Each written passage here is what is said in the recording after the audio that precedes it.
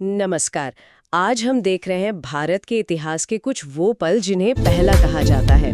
हमारे पास जो जानकारी है उसमें विज्ञान, तकनीक, सिनेमा, समाज मतलब कई दिलचस्प प्रथम का जिक्र है। आज हम सिर्फ तथ्य नहीं देखेंगे बल्कि समझेंगे कि ये मील के पत्थर कैसे बने और इनका भारत के लिए मतलब क्या था। तो चलिए शुरू करते हैं ये पड़ताल। बिल्कुल, ये प्रथम सिर्फ तारीख है या नाम नहीं है। ये उस समय की सोच, वो चुनौतियां और भारत की जो उम्मीदें थीं उनको दर्शाते हैं।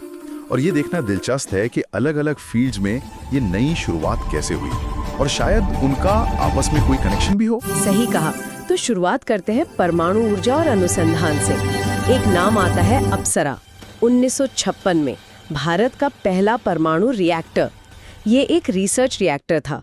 सुनने में तो साइंटिफिक लगता है, पर इसका असर कितना गहरा था? सिर्फ लैब तक ही था? नहीं, बिल्कुल नहीं। अप्सरा का शुरू होना भारत के न्यूक्लियर प्रोग्राम के लिए कह सकते हैं एक फाउंडेशन स्टोन जैसा था। ये सिर्फ एक रिएक्टर नहीं था, ये आत्मनिर्भरता की तरफ पहला या कहूँ एक बड़ा कदम था। इसने भारत को अपनी टेक्नोलॉजी डेवलप करने, अपने साइंटिस्ट को ट्रेन करने का मौका दिया।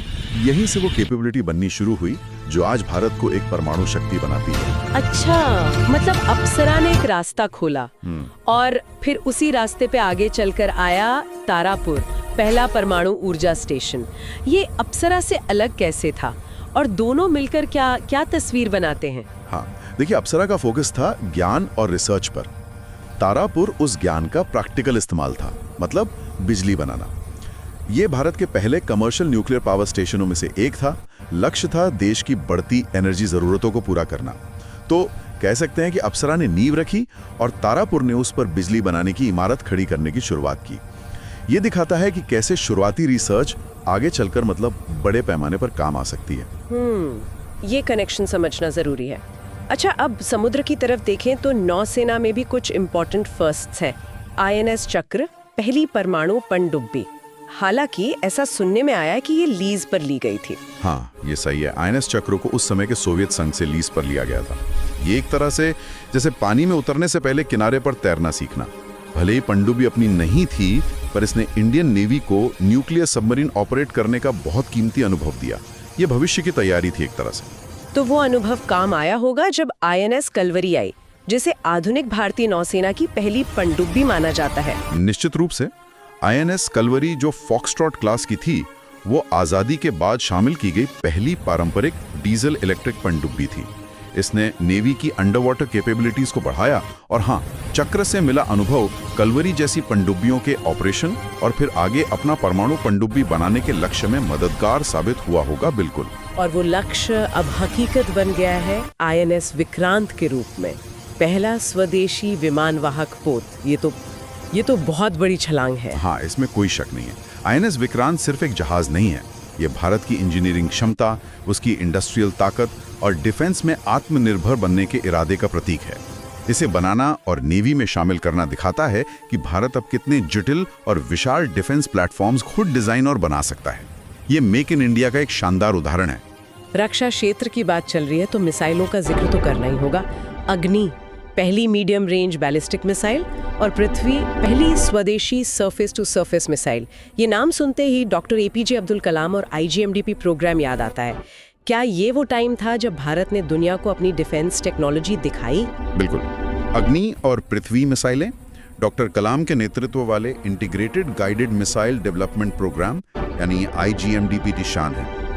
ये प्रोग्राम भारत को मिसाइल टेक्नोलॉजी में सेल्फ रिलायंट बनाने के एक बहुत बड़े लक्ष्य के साथ शुरू हुआ था। इन मिसाइलों के सफल टेस्ट ने न सिर्फ भारत की स्ट्रेटेजिक डिटेरेंस यानी सामरिक प्रतिरोधक क्षमता को मजबूत किया, बल्कि भारत को उन बहुत कम देशों की लिस्ट में खड़ा कर दिया जिनके पास ऐसी टेक्नोलॉजी थी।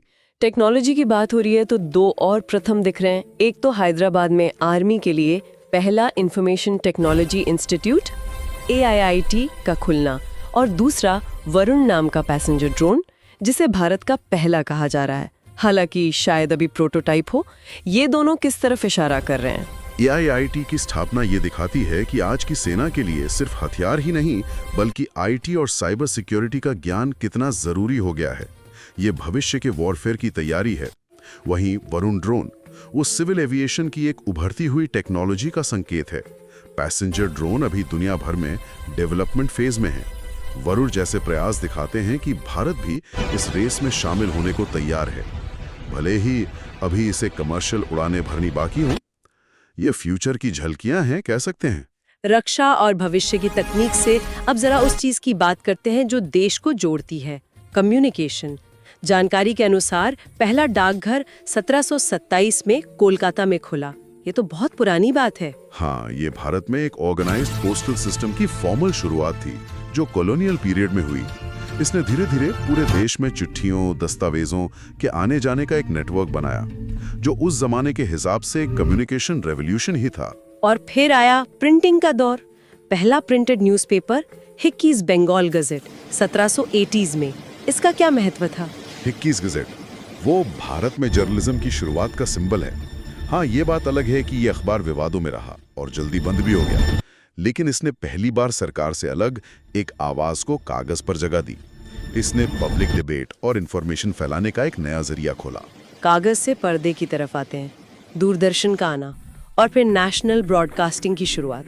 इसने भारत को कैसे बदला होगा?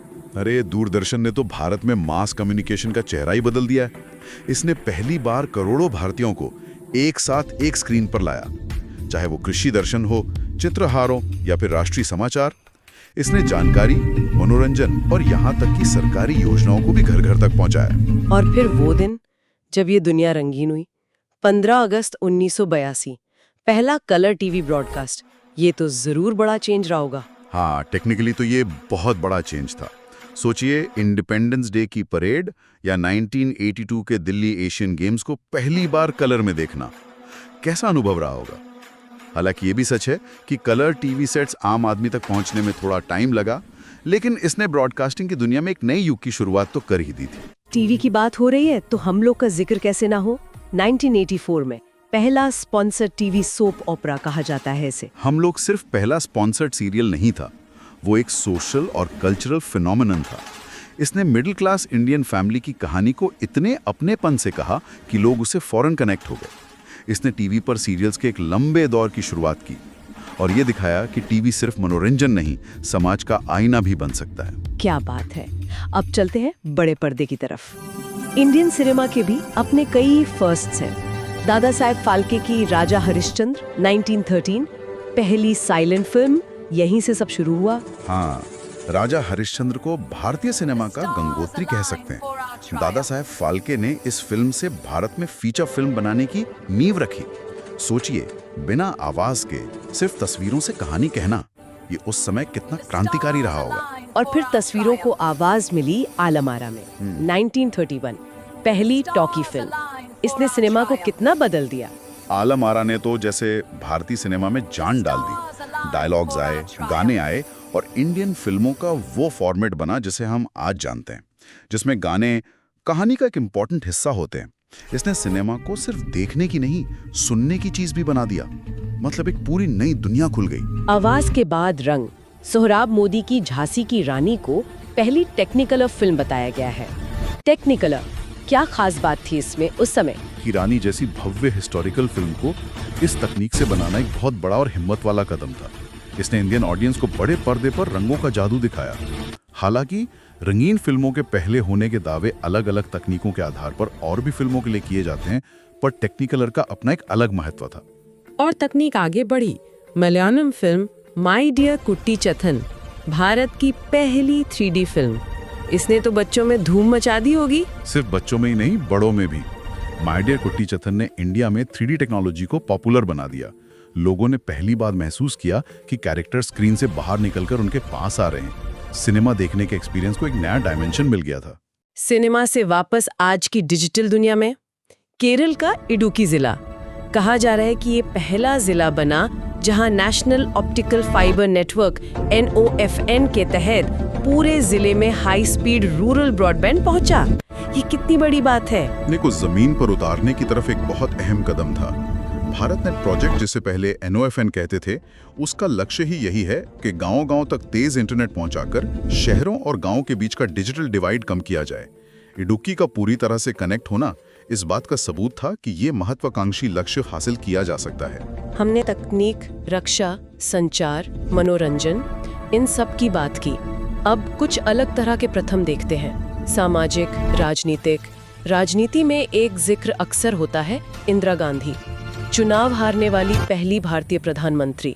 स्रोत इसे एक पॉलिटिकल फर्स्ट बताते हैं। हाँ, स्रोत इसे 1977 के जनरल इलेक्शंस के कॉन्टेक्स्ट में एक नोटेबल इवेंट के तौर पर मेंशन करते हैं। इमरजेंसी के बाद हुए उन चुनावों में तब की प्रधानमंत्री और उनकी पार्टी को हार मिली थी। ये भारतीय लोकतंत्र की उस खूबी को दिखाता है जहां लोगों के पास शांति से सत्ता बदलने की ताकत है। यहाँ हम सिर्फ स्रोत में जो जानकारी दी गई है उसे बिना किसी पॉलिटिकल बायस के बता रहे हैं। मेडिकल साइंस में भी एक मील का पत्थर है, भारत की पहली test tube baby Harsha Chawda का जन्म। ये भारत में असिस्टेड रिप्रोडक्टिव टेक्नोलॉजी यानी IVF के फील्ड में एक बड़ी कामयाबी थी।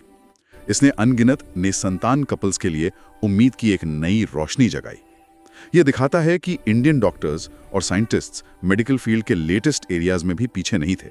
हाँ, ये जरूर है कि इस फील्ड में कई सेंटर्स पर काम चल रहा था, पर हर्षा का जन्म एक इम्पोर्टेंट सिंबल बन गया। और जब भारतीय टैलेंट को दुनिया ने सराहा, भानु अथैया ऑस्कर जीतने वाली पहली भारतीय। ये सचमुच एक गर्व का पल था। 1982 की फिल्म गांधी के लिए बेस्ट कॉस्ट्यूम डिजाइन का ऑस्कर जीतना भानु अथैया की पर्सनल अचीवमेंट तो थी ही, ये इंटरनेशनल लेवल पर इंडियन आर्ट और क्राफ्ट की भी बड़ी पहचान थी। इसने दुनिया को दिखाया कि इंडियन सिनेमा में वर्ल्ड क्लास टैलेंट मौजूद है। खेल की दुनिया में देखें तो नई दिल्ली ने 1951 में पहले एशियन गेम्स होस्ट किए। आज़ादी के फौरन बाद ये कितना बड़ा आयोजन रहा होगा। आज़ादी के सिर्फ 4 साल बाद इतने बड़े इंटरनेशनल स्पोर्ट्स इवेंट को सक्सेसफुली होस्ट करना नए आज़ाद हुए भारत के लिए एक बड़ी उपलब्धि थी। बिल्कुल, इसने न सिर्फ एशिया के देशों को खेल के मैदान पर एक साथ लाया, बल्कि दुनिया को भारत के ऑर्गेनाइजेशनल कैपेबिलिटी और कॉन्फिडेंस भी दिखाया। और अगर हम बहुत पीछे जाएं, प्राचीन भारत में तो नालंदा विश्वविद्यालय का नाम आता है, जिसे पहला संगठित विश्वविद्यालय कहा जाता है। नालंदा वो ज्ञान और शिक्षा के एक ऐसे प्राचीन ग्लोबल सेंटर का प्रतीक है जिसकी मिसाल मिलना मुश्किल है। अब मॉडर्न परिभाषा में शायद इसे पहला यूनिवर्सिटी कहने पर थोड़ी बहस हो सकती है, लेकिन इसमें कोई शक नहीं कि ये प्राचीन दुनिया के सबसे बड़े, सबसे ऑर्गेनाइज्ड और सबसे फेमस लर्निंग सेंटर्स में से एक था, जहां दुनिया भर से स्टूडेंट्स ज्ञान की तलाश में आते थे। ये हमारी रिच एजुकेशनल हेरिटेज का सबूत है। और आखिर में एक सामाजिक पहल, जयपुर राजस्थान में पहला महिला रोजगार विनिमय कार्यालय का खुलना। हाँ, ये एक छोटी लेकिन महत्वपूर्ण पहल लगती है। ये दिखाता है कि महिलाओं को आर्थिक रूप से मजबूत बनाने और उन्हें रोजगार के मौके दिलाने के लिए जमीनी स्तर पर कोशिशें हो रही थी। महिलाओं के लिए एक डेडिकेटेड एम्प्लॉयमेंट एक्सचेंज खोलना, उनकी ज़रूरतों को समझना और उन्हें मेन स्ट्रीम इकोनॉमी में शामिल करने की दिशा में एक पॉजिटिव कदम था। तो परमाणु रिएक्टर से लेकर पैसेंजर ड्रोन तक, साइलेंट फिल्मों से लेकर 3D सिनेमा तक, प्राचीन यूनिवर्सिटी से लेकर महिला रोजगार दफ्तर तक, हमने भारत के सफर में कई पहले पड़ाव देखे। इन सब पर नजर डालने के बाद कोई एक बड़ी तस्वीर दिखती है। बिल्कुल, ये अलग अलग फर्स्ट्स मिलकर एक काफी इंटरेस्टिंग कहानी बताते हैं। एक तरफ हमें आत्मनिर्भर बनने की एक मजबूत इच्छा दिखती है, जैसे अपना एयरक्राफ्ट कैरियर बनाना या मिसाइलें डेवलप करना। दूसरी तरफ दुनिया में जो बदलाव हो रहे हैं, जो नई टेक्नोलॉजी आ रही है, उसे अपनाने की ललक भी नजर आती है, चाहे वो कलर टीवी हो, 3D फिल्म हो या फिर IVF तकनीक। और साथ ही सोशल लेवल पर आगे बढ़ने की कोशिशें भी दिखती हैं। ये सब मिलकर दिखाते हैं कि भारत ने अलग अलग टाइम में कैसे चैलेंजेस का सामना किया, कैसे इनोवेट किया और कैसे दुनिया के साथ कदम मिलाने की कोशिश की। ये सिर्फ इतिहास के फैक्ट्स नहीं हैं, ये भारत की जीवटता और उसके विकास की कहानी के अहम चैप्टर हैं। वाकई ये विश्लेषण सोचने पर मजबूर करता है। ये प्रथम तो अब इतिहास बन गए हैं, लेकिन यहाँ से एक सवाल उठता है, आने वाले समय में भारत किन नए फील्ड्स में पहला बनकर उभरेगा? वो कौन सी नई खोजें होंगी, नई तकनीक या नए सामाजिक बदलाव जिनमें भारत दुनिया को रास्ता दिखाएगा? और उन उपलब्धियों का हमारे लिए और दुनिया के लिए क्या मतलब होगा? शायद यही वो सवाल है जिस पर हम सबको सोचना चाहिए।